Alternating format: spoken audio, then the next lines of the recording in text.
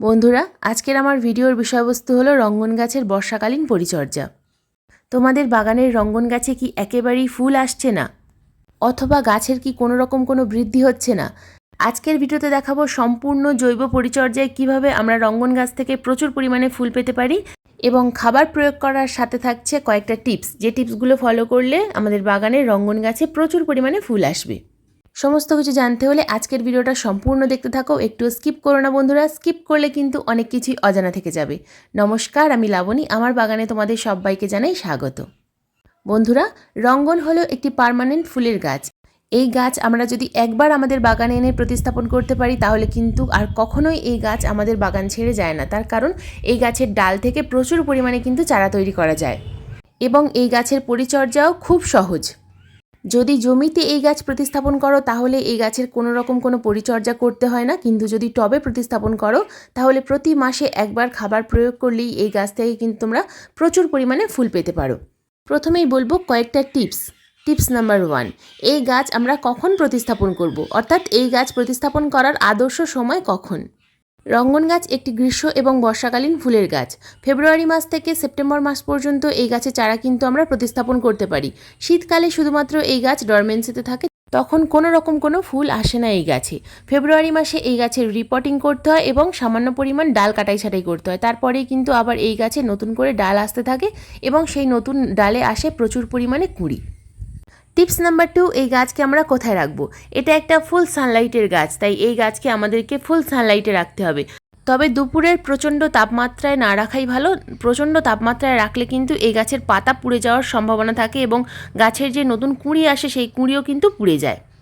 তাই অনেক সময় কুঁড়ি এলেও গাছে কিন্তু ফুল ফোটে না। ফুল ফোটার আগেই কুঁড়িগুলো পুড়ে খারাপ হয়ে ঝরে যায়, এবং গাছে ফুল আর ফোটে না।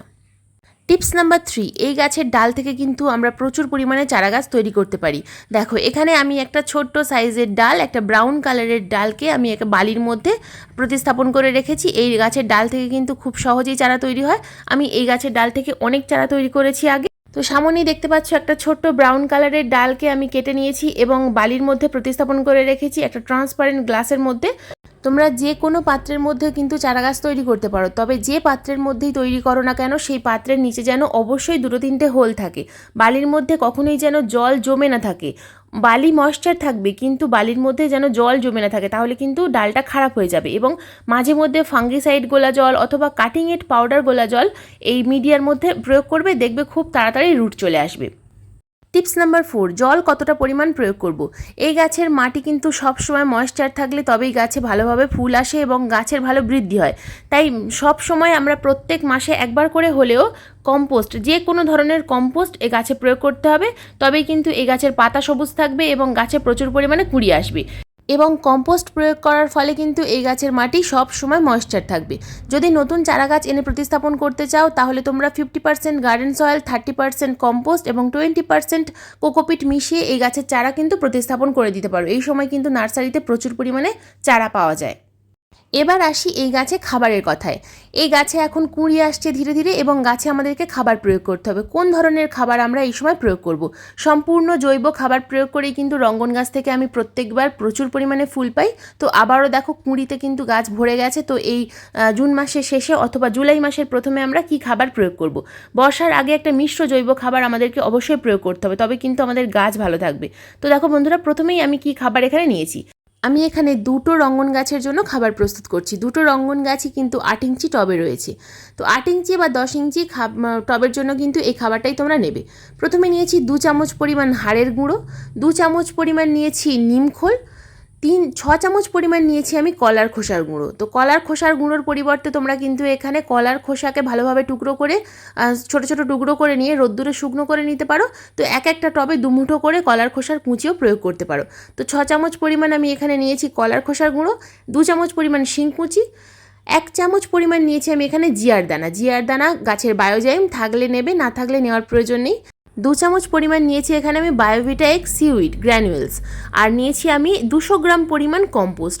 আমি প্রথমেই তোমাদের বলেছি যে প্রত্যেক মাসে আমি কম্পোস্ট প্রয়োগ করি এবং কম্পোস্ট প্রয়োগ করার ফলে আমার যে কোনো গাছ কিন্তু সব সময় সবুজ থাকে, কখনো গাছের পাতা কিন্তু খুব বেশি হলুদ হয়ে যায় না। তার কারণ কম্পোস্টের মধ্যে রয়েছে প্রচুর পরিমাণে নাইট্রোজেন। তো দেখো বন্ধুরা, সম্পূর্ণ খাবারটাকে খুব ভালোভাবে এইভাবে মিশিয়ে নিতে হবে এবং খাবারটাকে আমি দুভাগে ভাগ করে নিয়েছি। তো এক ভাগ আমি এক একটা টবে প্রয়োগ করব। টবের মাটি খুব ভালোভাবে কিন্তু খুশে নিতে হবে। 15 দিন অন্তর অন্তর টবের মাটি কিন্তু খুব ভালোভাবে খুশে দিলে, টবের মাটিতে যদি কম্পোস্টের পরিমাণ ভালো মাত্রায় থাকে তাহলে কিন্তু কখনোই টবের মাটি জমে যায় না, সব সময় টবের মাটি কিন্তু ভুরভুরে থাকে। তো দেখো, এখানে আমি কিনারা বরাবর খাবারটা প্রয়োগ করছি, অর্ধেক পরিমাণ করে খাবার প্রয়োগ করছি। তো দুটো টবেই কিন্তু এইভাবে খাবার প্রয়োগ করতে হবে এবং খাবার প্রয়োগ করার পর গাছে পর্যাপ্ত পরিমাণে জল প্রয়োগ করতে হবে। কিন্তু যদি টবের মাটি খুব বেশি ভেজা ভেজা থাকে তাহলে জল প্রয়োগ করার প্রয়োজন নেই। তবে খাবার প্রয়োগ করার সময় সবসময় লক্ষ্য রাখতে হবে গাছের মাটি যেন খুব বেশি ভেজা না থাকে, হালকা যেন সবসময় শুকনো হয়, তবেই কিন্তু গাছের টবে মাটিতে খাবার প্রয়োগ করা যাবে। আর যদি খুব বেশি কাদা কাদা হয়ে থাকে তাহলে কিন্তু খাবার প্রয়োগ করবে না, গাছটাকে একটা সেমি শেডের মধ্যে রেখে দেবে। গাছের মাটি একটু শুকনো হলে তবেই কিন্তু গাছে খাবার প্রয়োগ করবে। যেহেতু এখন বেশিরভাগ সময় বৃষ্টি হচ্ছে, তাই টবের মাটি কিন্তু বেশিরভাগ সময় ভিজে ভিজে থাকছে, তাই জল প্রয়োগ করার তেমন একটা প্রয়োজন পড়ছে না। মাটি ভেজা থাকা সত্ত্বেও যদি আমরা গাছে প্রচুর মাত্রায় জল প্রয়োগ করি তাহলে কিন্তু রুট ড্যামেজ হওয়ার সম্ভাবনা থাকে, সে যতই হার্ডি গাছ হোক না কেন। তাই সব সময় জল কিন্তু আমাদেরকে এই বর্ষাকালে বুঝে বুঝে প্রয়োগ করতে হবে। অনেক সময় দেখা যায় যে উপরের দিকের মাটি শুকিয়ে গেছে কিন্তু নিচের দিকের মাটি ভেজা ভেজা হয়ে রয়েছে, তাই জল প্রয়োগ করার পর কিন্তু গাছ ঝিমিয়ে যায়, রুটে ফাঙ্গাস লেগে যায় এবং ধীরে ধীরে গাছটা ঝিমিয়ে যায়। বন্ধুরা, এই সময় যদি তোমরা তোমাদের বাগানের পুরনো কোনো গাছকে রিপোর্ট করতে চাও, যে কোনো গাছ, শুধু রঙ্গন গাছ বলেই নয়, যে কোনো গাছকে যদি তোমরা এই সময় রিপোর্ট করতে চাও তাহলে কিন্তু গাছের রুট বল না ভেঙে রিপোর্ট করতে হবে। রুট বল ভেঙে রিপোর্ট করলে কিন্তু অনেক সময় গাছের ঝিমিয়ে যাওয়ার সম্ভাবনা থাকে এবং অনেক সময় গাছ মারাও যায়। তাই সব সময় গাছের রিপোর্ট করার সময় লক্ষ্য রাখতে হবে বর্ষাকালে যেন খুব বেশি রুট বল না ভেঙে যায়। বিশেষ করে যদি গাছটা খুব ছোট হয় তাহলে কিন্তু আরও বেশি ক্ষতির সম্ভাবনা থাকে। তোমরা সামনেই যে গাছটা দেখছো এটা কিন্তু আমার একটা বড় রঙ্গন ফুলের গাছ, এটা হাইব্রিড লাল রঙ্গন। তো সেই গাছের ডাল থেকেই কিন্তু আমি চারা তৈরি করেছি এবং গাছটা দেখো কয়েকদিনের মধ্যেই কিন্তু খুব বড় হয়ে গেছে। তো এই গাছেও আমি কিন্তু সামান্য পরিমাণ খাবার তৈরি করে প্রয়োগ করলাম। তো এই গাছেও কিন্তু প্রচুর পরিমাণে ফুল আসে। তোমাদের বাগানে যদি রঙ্গন গাছে এখনও পর্যন্ত কুঁড়ি না আসে তাহলে এই খাবারটা একবার প্রয়োগ করো, অসাধারণ রেজাল্ট কিন্তু তোমরা দেখতে পাবে। বৃষ্টির সময় কিন্তু এই রঙ্গন গাছকে ইনডোরে রাখবে না, সব সময় কিন্তু বৃষ্টির মধ্যেই রেখে দেবে, তবে কিন্তু এই গাছে আরও বেশি প্রচুর পরিমাণে ফুল আসবে। তবে একটা জিনিস লক্ষ্য রাখবে, টবের ড্রেনেজ ব্যবস্থা যেন সঠিক থাকে, বৃষ্টির জল পড়ার সাথে সাথেই যেন ড্রেনেজ হোল দিয়ে বৃষ্টির জল বেরিয়ে যায়, তাহলে কিন্তু গাছ ভালো থাকবে এবং গাছে প্রচুর পরিমাণে ফুল আসবে।